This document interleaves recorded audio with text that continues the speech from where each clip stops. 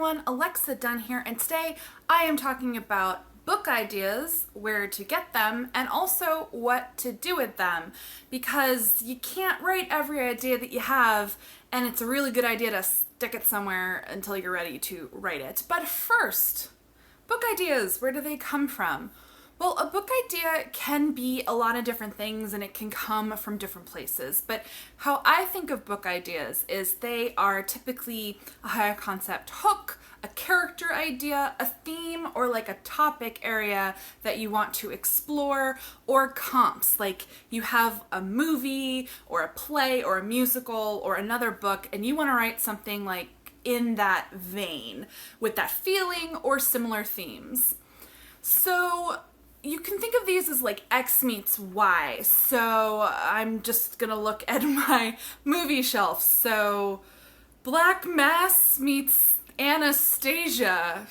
I don't know. I guess you could. So you could write like a Russian mob story. I don't know what that is.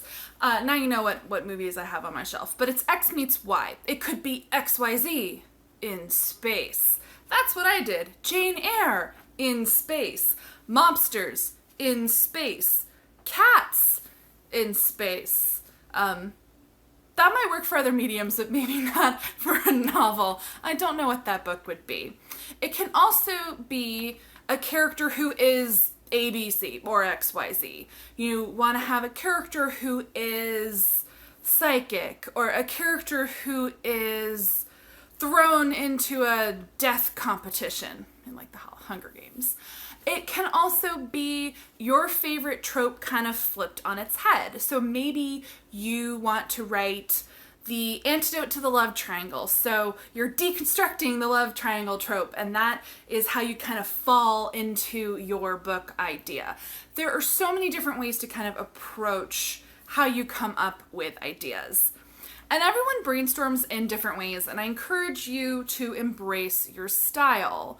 So I personally tend to think of high concept hooks and, topic areas. So obviously I also like retelling. So it's, what stories do I love? What it is about those stories that I love, the themes and the emotional arcs in those stories that I love, and how can I twist them to make them feel fresh and work in a new way, especially for genre. That's kind of how I start. You can also kind of explore the book that you want to read. This is another great way to brainstorm, a style for brainstorming, and that is, what are you hankering to read and you can't find it? It's not on the bookshelf, it's not at the bookstore, and you want to read a book like that.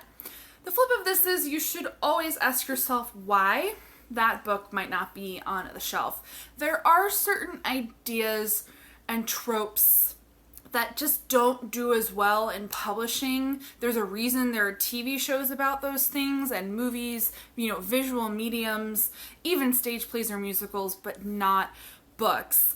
That doesn't mean that you shouldn't write it, but it might mean that there isn't a neat little place in the marketplace for that book. But write the book that you want to read can be incredibly helpful in terms of generating interesting story ideas and having the passion to follow through on writing a story. Another place you can get good ideas is to read. And not fiction in this case, but nonfiction. Nonfiction that can be history, that can be memoirs, that can be kind of creative nonfiction, journalism. Read articles. Read as much as you can. Some of the publications that I really like to read, long form journalism in both narrative and investigative journalism, the Daily Beast, the Atlantic, the New Yorker. There are so many different places that you can just read really interesting articles. Oh, BuzzFeed, that's another place that's done some really interesting long-form journalism. And often when you're reading these things, books or articles, they can spark really cool ideas, because the truth is stranger than fiction, and often in the truth we can find fascinating ideas for fiction. So that is another place where I turn to get ideas. Another thing I highly encourage you to do is read bad books, which is like, what? Read bad books. Sometimes the best inspiration for you to have a cool idea and something that you want to write is to read something that poorly executes something that you were interested in. You read that book and it's not very good, and you go, oh, well, God, I wish they had just done this differently. That's how I would have done it, and it would have totally fixed this. Well, that can be the little germination, seed of an idea that leads you to your book. This can be reading bad books. This can also be watching bad movies or TV shows. Bad being a relative term. I would actually say unsatisfying. Not being satisfied by what someone else does with a narrative or an idea that you're really interested in can be an amazing spark. One great example that I have for this. Did you know that Claudia Gray wrote Defy the Stars because she saw the movie Prometheus and wasn't happy with what they did with David, and she was inspired to write her own book about an android. And it's a fantastic book, and I'm so thankful that Claudia Gray was dissatisfied with Prometheus. I have had similar sparks from watching something. It's often watching a movie for me where it's just like niggling in my brain, like they messed up that thing and I could do that thing better. So don't be afraid to look to other things that already exist and media sources for your inspiration. My next tip is to lean into your weird interests, obsessions, and hobbies. Really interesting book ideas can come from these places. So this could be morbid interests. I will tell you that I'm really fascinated by plane crashes. This has not turned into a novel yet, but it has generated a couple of novel ideas that I stuck away in a file, which we're going to get to in a minute.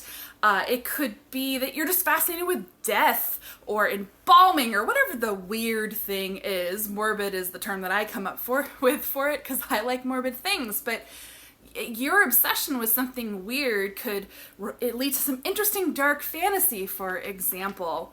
It could also be hobbies that you have. So, if you love ice skating, well, you might be the right person to write a book about a competitive ice skater. I mean, insert whatever the hobby is.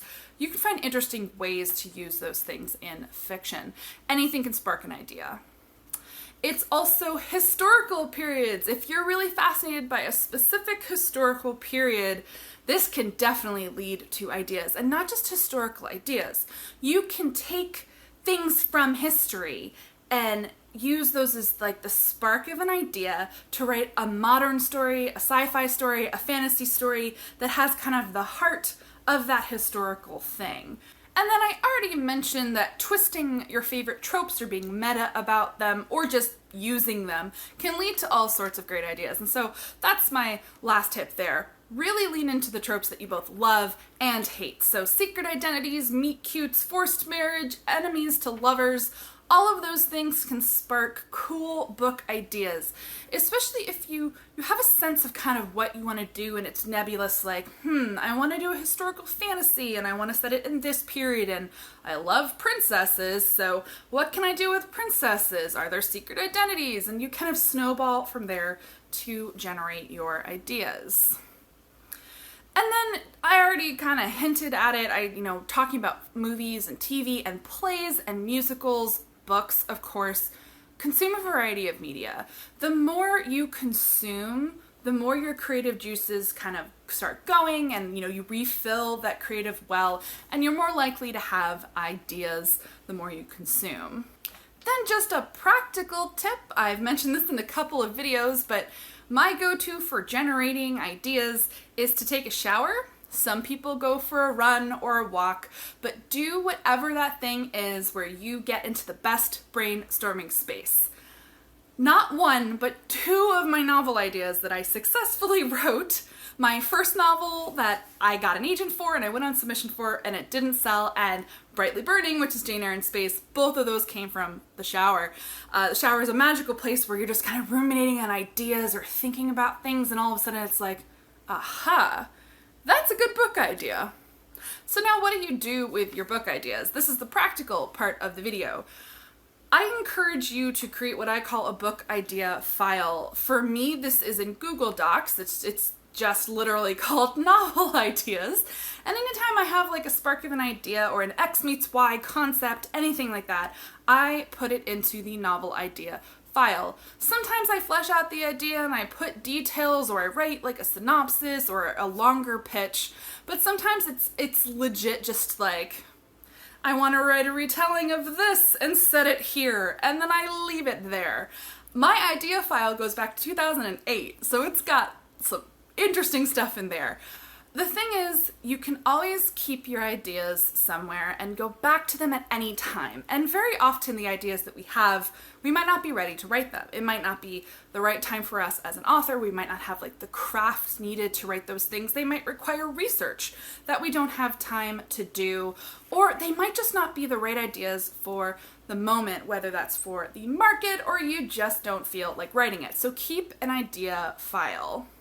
I do actually recommend writing a synopsis or a pitch or a query for ideas if you have them and you're kind of getting ideas, because forcing yourself to write a synopsis, pitch, or query forces you to drill down into the main character, kind of where they are, what they want, the conflict and the stakes, and figuring out those things can really help you figure out whether or not a story, an idea, has enough kind of steam to become a whole book. So that is definitely something that I recommend, and it is something I've done.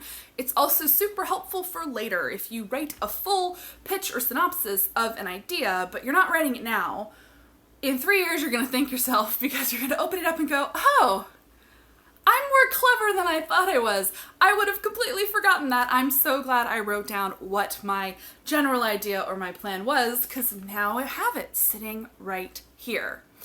And in general, just like kind of let those ideas fester. Write down everything you can at the time, but also be open to coming up with better ideas later.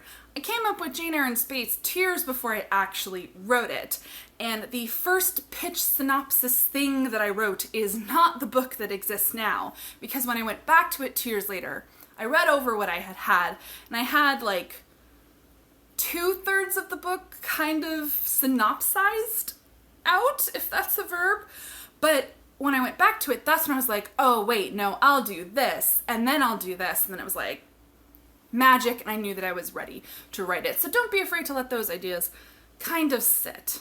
Another thing that you can do, in addition to your idea file, which may include these pitches or synopses, is to write sample chapters.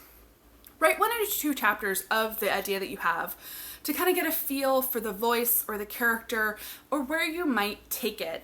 This is almost kind of a trying out whether or not the idea is going to work for the right now. This is a good tip for, is this the right project to write now? So try writing some sample chapters, see how they feel, give them to other people, to critique partners, people that you know, and like ask them what they think about it if they're excited to read it. And that can kind of maybe help you figure out what you are going to write. That's it. That's just kind of like, where can you potentially get ideas and how to refill your creative well, and then what to do with the ideas when you have them. Drop down any comments or questions that you have down below. Generating ideas is such a personal process. I just gave you a lot of the things that I do or encourage others to do, but how do you come up with ideas for books, and what do you do with those ideas? Do you have a stockpile like I do of like 20 some ideas that there is not enough time in the world to write? Or do you kind of, ruminate on 1 or 2 ideas at a time? Every style is different and every style is okay. I hope you enjoyed this video. As always, I would appreciate a subscription if you're into it, or a thumbs up like on the video. I hope this gave you some ideas, and happy writing, everyone.